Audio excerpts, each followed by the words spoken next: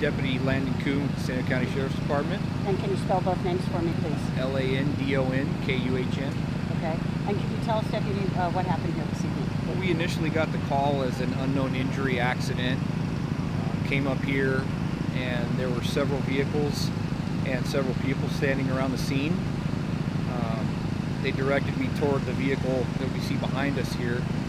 And again, a lot of people there trying to help the occupant of the vehicle.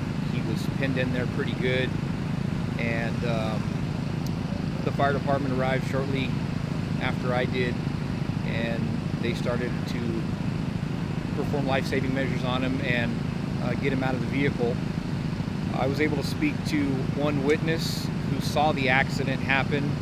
She said that she saw the truck seem to be driving erratically as they were going southbound down Espola.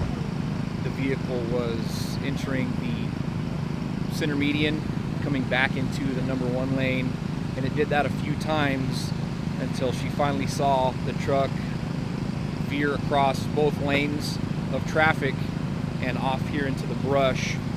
She stopped, she turned around. There were already a few bystanders here assisting, and at this point we are not sure what the primary cause of the collision is right now. We can't say for sure if there's alcohol involved or not, and our investigation is obviously ongoing. And so the occupant of the vehicle seems to be one man? Yes, it does appear that it was a single occupant of the vehicle, and it looks like we can't confirm 100% right now, but he may not have been wearing a seatbelt. And when you guys got here, and when crew started to work on him, and you can respond to her, he was alive for about an hour before they finally, I guess it was over. They just couldn't get him out. When I first arrived on scene, the vehicle was laying on the passenger side. It had a ladder rack on the truck.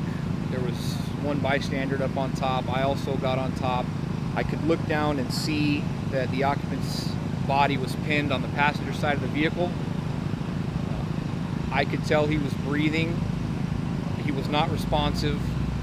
And again, at that point, the fire department showed up seconds after I did, so they came in and started their life-saving efforts.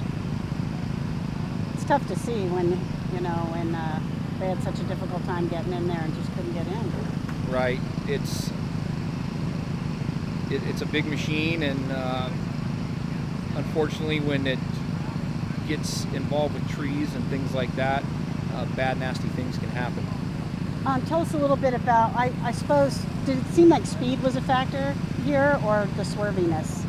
The witness told me she was traveling between 45 and 48 miles an hour, and she noticed the truck coming up on her at a higher rate of speed than that.